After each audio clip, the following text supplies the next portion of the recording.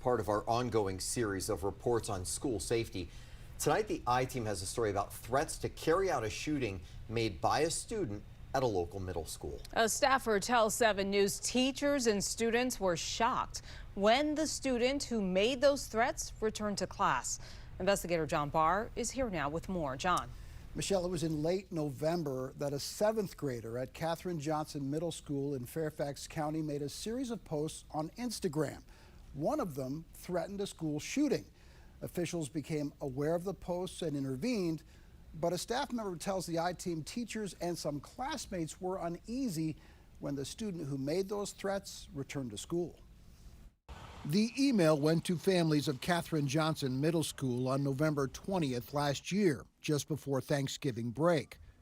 We are looking into a video that was posted on social media this morning, in which a student made a threat of violence towards the school, it said, adding, "We do not believe that there is a threat to the school, and we will be taking appropriate disciplinary action once the investigation is completed." A staffer at Katherine Johnson tells the I-Team that letter was prompted by an Instagram slideshow in which a 7th grader said, "Stay home, boys," me figuring out if I should shoot up the school or wait another day, followed by a safe list of classmates the student apparently didn't intend to target. Then another post in which the student wrote, "Do not trust me around my school." There's a difference between making a threat and posing a threat. Ken Trump is a nationally recognized school security consultant.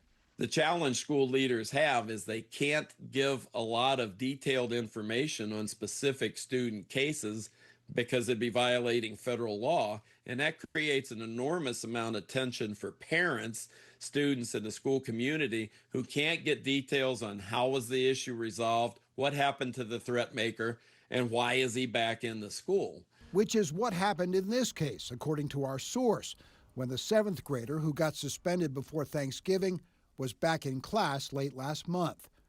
I guess my initial shock was somebody is making a threat and you're going to let them come back into the school. How is that okay, the staffer asked, adding, students felt uncomfortable knowing the 7th grader was still there. Virginia is considered a leader in school threat assessment. After the April 2007 mass shooting at Virginia Tech, the state required threat assessment the next year at all colleges and universities. Then, after the December 2012 tragedy at Sandy Hook Elementary in Connecticut, it added the requirement for all K-12 public schools. Threat assessment doesn't ask you to be perfect. It asks you to make better decisions moving forward. Jared Hagenow is a threat assessment specialist for Arlington Public Schools. Sometimes people need clear expectations for them. Hey, the thing that you did is really unacceptable, and if you do it again, it scared someone. I don't think you meant to scare them. If you do it again, I'm going to know that you tried to scare them. And I'm like, well, I never meant that. Someone has to have that conversation.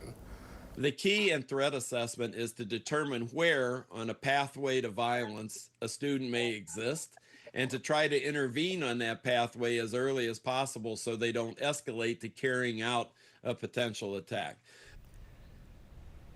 Now, Fairfax County Public Schools has offered little information on this situation. A spokesperson telling us FCPS prioritizes the safety and students and staff. We are not able to comment on individual student disciplinary records due to federal privacy laws, which leaves parents and employees with no real answers, Scott. Now, what a crossroads for them to try and figure all this out. The story raises all sorts of questions, Sure. as you would imagine. One of the main ones being, how do you return a student who's made threats like this and meet their needs, while at the same time you're trying to ensure that students and staff feel safe? One of the main things they do is they try to figure out what's going on with that student. They're looking for what they call a threat assessment. So they'll look at things like what's going on at home. Is that student a threat as far as self-harm? Does the student have access to weapons? What mental health resources can they bring to bear to help the student? And then, of course, you have to think about the broader school community. Is it appropriate to put the student back into the school community? One of the biggest stressors for kids is social isolation. So at some point, you have to ask yourself, is it the right thing to do to keep that kid home and are you doing more harm by doing so? Yeah, can it make matters worse? What about, you've reported in the past that in the overwhelming number of cases with school shooters, they post their intentions online, often ahead of time, right? So how does that factor into the decision on whether to bring a student back who's made those threats and put them back in the classroom? Yeah, it's what the experts call leakage. Overwhelmingly, people who carry out acts of school violence announce their intentions online, like more than 90% of the time.